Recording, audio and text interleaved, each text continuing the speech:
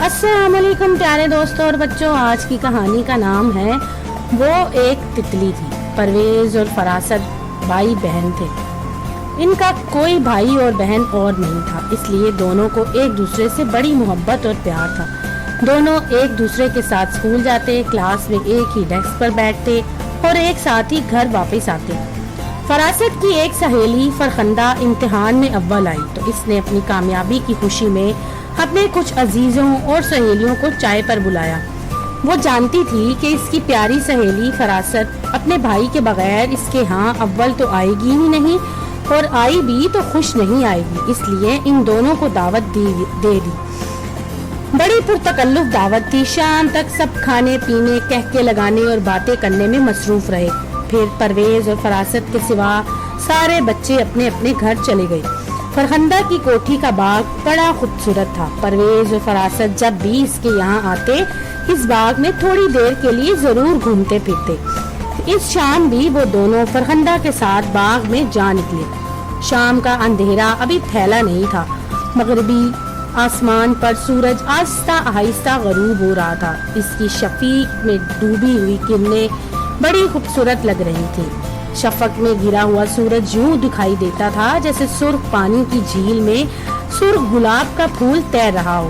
फरखंदा, परवेज और फरासत टहलते हुए बाग के एक गोशे में पहुंच गए, जहां रंगारंग फूलों पौधों की शाखों पर फूल खिले हुए थे। बड़े प्यारे लग रहे थे। यकायक फरासत बोल उठी, हाय तितलियां कितनी प्यारी हैं, जी चाहता है इनको पकड़ लूं। परवेज ने कहा। फरखंदा जो खुद भी इन तितलियों को देख रही थी कहने लगी, तितली पकड़ना कोई आसान काम नहीं है। अगर मैं एक तितली पकड़ लूं तो? परवेज बोला, जरा पकड़ के तो दिखाओ। फरखंदा खूब जानती थी कि परवेज जितनी चाहे कोशिश कर ले नाकाम ही रहेगा, इसलिए वो मुस्कुरा रही थी।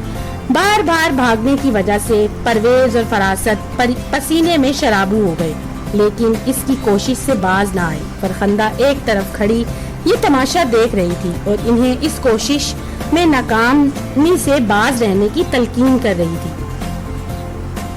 परवेज एक ऐसी तितली के पीछे भाग रहा था जो बेहद खूबसूरत थी। ये तितली कभी एक पेड़ पे बैठती तो फिर जल्दी ही वहां से उड़कर दूसरे पौधों की शाखों में गुम हो जाती।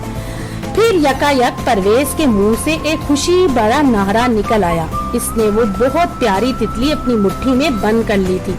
छोड़ दो इसे, फरखंदा ने कहा, खुदा के लिए छोड़ दो, बेचारी मर जाएगी। नहीं, मैं नहीं छोड़ूंगा, इतनी कोशिश की है, मैं इसे घर ले जाऊंगा।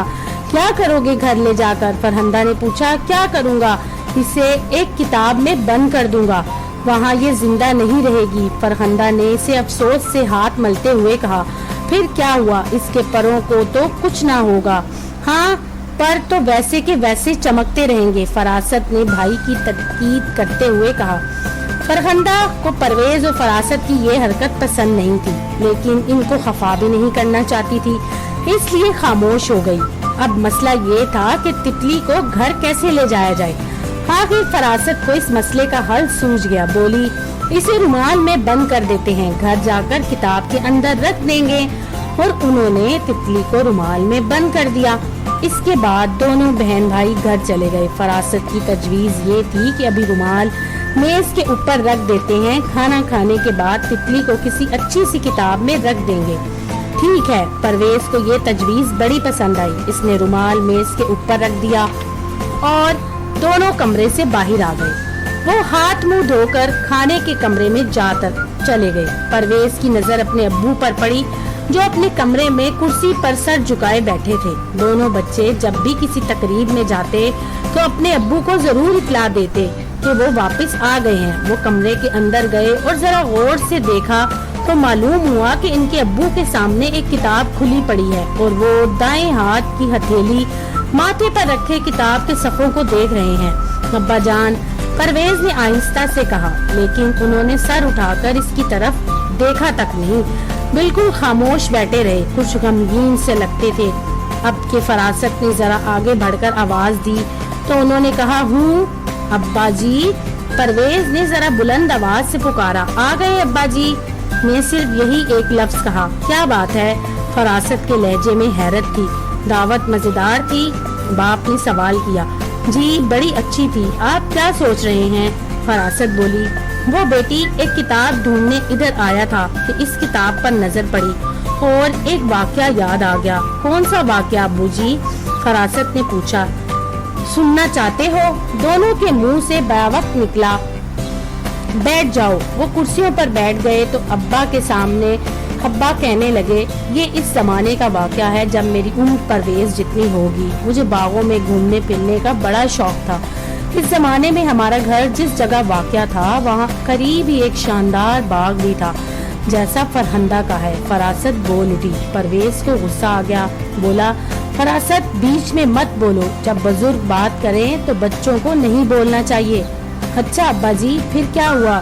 پھر یہ ہوا کہ ایک دن چھٹی کے روز باغ میں گیا اور ایک تتلی بڑی پیاری لگی مجھے۔ میرے ایک دوست نے بتایا تھا کہ تتلی کو پکڑ کر کتاب میں رکھ دیں تو اس کے پروں کے رنگ ویسے کے ویسے رہتے ہیں۔ میں نے وہ تتلی پکڑ لی اور اسے اپنے کمرے میں لا کر ایک کتاب میں رکھ دیا۔ دوسرے روز میں نے کتاب کھولی تو وہ بیچاری مر چکی تھی۔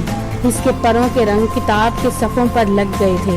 میں نے یہ واقعہ گھر میں کسی کو بھی نہیں بتایا، کتاب الماری کے اندر رکھ دی۔ پرویز اور فراست بڑے غور سے باپ کے چہرے کو دیکھ رہے تھے جو اداس نظر آتا تھا۔ ابا جی کہنے لگے، اس رات میں سو گیا مگر جلد ہی آنکھ کھل گئی۔ کچھ ایسا محسوس ہوا کہ کمرے میں کوئی ہے۔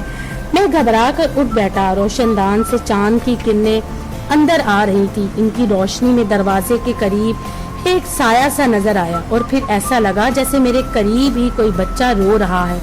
میں ڈر کر امی کے پاس چلا گیا۔ انہوں نے سارا واقعہ سنا تو بولی، ناصر بیٹا، یہ تم نے بہت برا کیا جو اس تتلی کو مار ڈالا۔ ہمیں تتلی دیکھ کر کتنی خوشی ہوتی ہے، تم نے تتلی کو مار کر اس خوشی کو مار ڈالا۔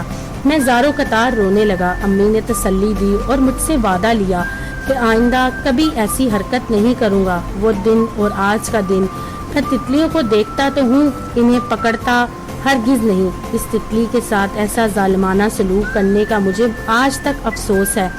پرویز اور فراست نے آنکھوں ہی آنکھوں میں کچھ طے کر لیا۔ فراست بولی، ابا جی ہم ابھی آتے ہیں، اور یہ کہہ کر دونوں تیزی سے اپنے کمرے میں آئے۔ پرویز نے رومال اٹھایا۔ زندہ ہے، پرویز نے خوشی سے نعرہ مارا۔ سچ؟ ہاں ہاں، دیکھ لو۔ پرویز رومال اٹھائے کھڑکی کے پاس گیا اور پھر رومال کی گرہ کھول دی۔ فضا میں رنگوں کی ایک چھوٹی سی دنیا دکھائی دی اور پھر غائب ہو گئی۔ اس کے بعد دونوں خوشی خوشی کھانے کے کمرے میں چلے گئے۔